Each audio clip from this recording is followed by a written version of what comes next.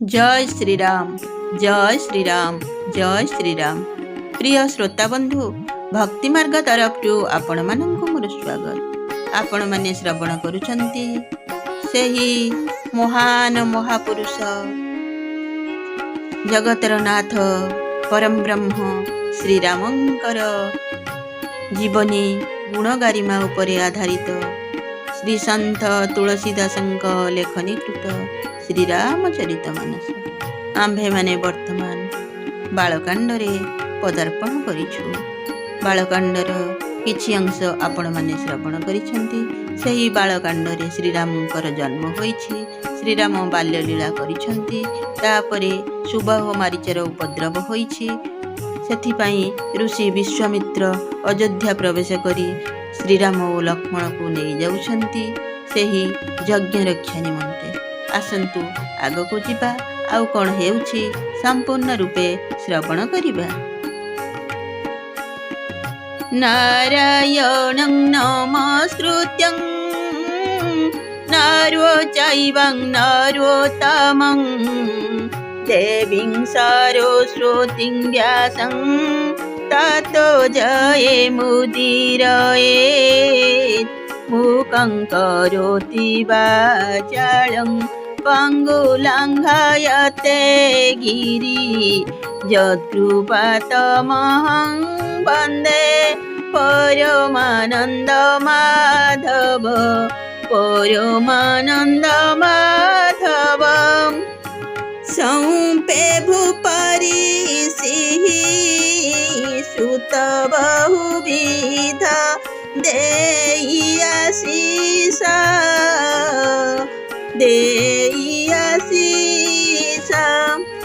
जननी भवन गई प्रभु चले नाई पदशीष नाई पदशीष। राजा बहु प्रकार आशीर्वाद दे दुई पुत्रं को ऋषि हाथ में समर्पी देले। तापरे प्रभु मां महल को गले एवं तांको चरण रे प्रणाम करी बाहरी पड़िले। पुरुष सिंह दो वीर हरसी चले मुनि भय हरन कृपा सिंधु मति धीर अखिल विश्वका रन करन कारण करन। पुरुष सिंह दुई भाई राम और लक्ष्मण मुनिंकर भय दूर करिबा निमंते प्रसन्न होई चलिले। दुहे थिले कृपासागर धीर बुद्धि और सकल विश्वर कारणर विकारण।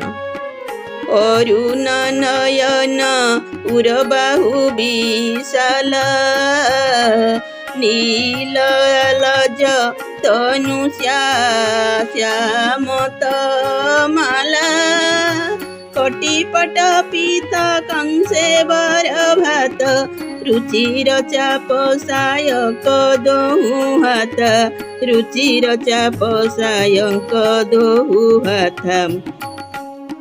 भगवानंकर अरुण नयन विशाल वक्ष विशाल बाहु एवं नीलकमल तथा तमाल सम श्यामल शरीर कटिरे पीताम्बर पिंधिथांती और सुंदर तुणीर बांधिथांती। दुई हाथ में मनोरम धनु और सर शोभा पाउथांती। श्याम गौरा सुंदर दो भाई विश्वामित्र मोहनी थी पाई प्रभु ब्रह्मण्य देव मोहि जाना मोहिनी पिता तो जेऊ भगवान। श्यामल और गौरवर्णर दुई भाई बड़ सुंदर दिशुछंती। विश्वामित्र को महान निधि मिलीगला से भाविले। मु जानीगली जे प्रभु प्रकृतरे ब्रह्मण्य देव ब्रह्मांकर हितकारी ब्राह्मणंकर हितकारी। मो पई भगवान निज पिता को भी छाड़ी चली आसिले। चले जात मुनि दिन्ही देखाई सुनि ताड़का क्रोध करी धाई एक ही बान प्राण हरिलीना दिन जानिते निज पद दीना। ବାଟରେ ଯାଉ ଯାଉ ମୁନି ତାଡ଼କାସୁରୀକୁ ଦେଖାଇ ଦେଲେ। ପାଟି ଶୁଣୁ ଶୁଣୁ ଅଶ୍ରୁଣୀ କ୍ରୋଧରେ ମାଡ଼ି ଆସିଲା। ଶ୍ରୀରାମ ଗୋଟିଏ ସମାତ୍ର ସ୍ୱରରେ ତାର ପ୍ରାଣ ହରିନେଲେ ଏବଂ ତାହାକୁ ଦିନ ଜନ ଜାଣି ନିଜର ପରମ ପଦ ପ୍ରଦାନ କଲେ। ତବ ଋଷି ନିଜ ନାଥ ହିଁ ଜିୟ ଚିହ୍ନି, ବିଦ୍ୟାନିଧି କହୁଁ ବିଦ୍ୟା ଦିହ୍ନି। जाते लगन क्षुधा पिपासा, अतुलित बल तनु तेज प्रकाश।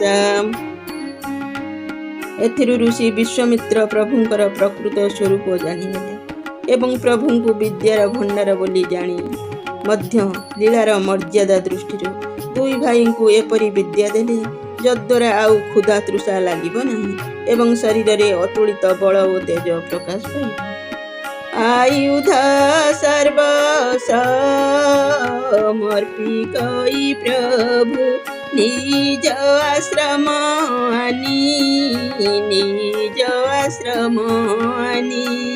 कंदमूल फल भोजन दीन भगति हित जानी।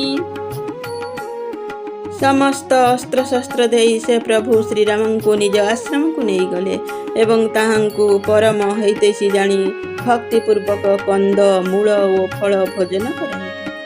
प्रातः कह मुनिषा अनर घुराई, निर्भय यज्ञ करहु तुम जाई। होम करन लागे मुनि झारी, आपुर हे मख की रखवारी। प्रभात हेबरु श्री रघुनाथ मुनि को कहिले आपण जाई निर्भय रे यज्ञ करंतु। यह शुणी सेठारे समस्त मुनि होम करबाकू लागिले। निजे श्रीराम यज्ञ रक्षा कर्म रे नियुक्त रहते। सुनी मारीच निशाचर कोही, लई सहाय धावा मुनि द्रोही। बिनु फर बान राम तेहि मारा, सत योजन गा सागर पारा। यज्ञर मंत्र पाठ शुणिबाकू पाई मुनि मानकर शत्रु क्रोधी राक्षस मारीच निज सहायक मानंकु धरी धाई आसिला। श्रीराम ताकू गोटिए फलक अर्थात मुन नथिबा सर मारिदेले। सही सराघात से जाई 100 योजन समुद्रर आरपटे पड़िला। पाओ कसर सुबाहु पूर्णिमारा, अनुज निशाचर कटकु संहारा। मारी असुर द्विज निर्भयकारी, अस्तुति करहि देव मुनि झारी। तापरे प्रभु सुबाहु राक्षस को अग्निबाण मारिदेले। एणे सान भाई लक्ष्मण राक्षस मानक सेना को संहार करदेले। एपरी भावरे श्रीराम राक्षस मानक मारी ब्राह्मण मानक निर्भय करदेले एवं देखी सकल देवता और मुनि स्तुति आरैबाकू लागिले। मुनि कच्छप दिवसर घुराया, रहे किन्ही विप्रन्न परदाया। भगति हेतु बहु कथा पुराना, कहे विप्र यद्यपि प्रभु जाना। श्री रघुनाथ सेठारे आहुरी किछि दिन रही ब्राह्मण मानक प्रति दया कले। प्रभु सबु पुराण जानिथिले भी तांकर भक्ति देखि ब्राह्मण माने तांको पुराणर बहु प्राचीन कथा शुणाइले। तब मुनि सादर कहा बुझाई, चरित एक प्रभु देखिया जाई। धनुष यज्ञ सुनि रघुकुल नाथा, हरसी चले मुनि वर के साथा। हे प्रभु चलंतु गोटे उत्सव देखिबे कही मुनिवर आदर रे से विषय रे कहिले। ଧନୁର୍ଯଜ୍ଞ କଥା ଶୁଣି ଶ୍ରୀରାମ ମୁନି ଶ୍ରେଷ୍ଠ ବିଶ୍ୱାମିତ୍ରଙ୍କ ସହିତ ଆନନ୍ଦରେ ଚାଲିଲେ। ଆଶ୍ରମରେ ଏକ ଦିଗମଖ ମାହି, ଖଗମୃଗ ଜିଉଁ ଜନ୍ତୁ ତହ ନାହିଁ। ଆଶ୍ରମ ଏକାଧିକ ଜଗମାହି, ଖଗମୃଗ ଜିଉଁ ଜନ୍ତୁ ତହ ନାହିଁ। ପୁଚ୍ଛା ମୁନି ଶିଲା ପ୍ରଭୁ ଦେଖି, ସକଲ କଥା ମୁନି କହା ବିଶେଷୀ। ବାଟରେ ଗୋଟିଏ ଆଶ୍ରମ ଦେଖିବାକୁ ମିଳିଲା। ସେଠାରେ ପଶୁପକ୍ଷୀ କିମ୍ବା ଅନ୍ୟ କୌଣସି ଜୀବଜନ୍ତୁ ନଥିଲେ। ତା ଭିତରେ ଗୋଟିଏ ବଡ଼ ଶିଳାମୂର୍ତ୍ତି ଦେଖି ପ୍ରଭୁ ତା ବିଷୟରେ ମୁନିଙ୍କୁ ପଚାରିଲେ। ମୁନି ସବୁ କଥା ବିସ୍ତାର ପୂର୍ବକ କହିଦେଲେ। ବନ୍ଧୁମାନେ, ଆଜି ପାଇଁ ଏତିକି।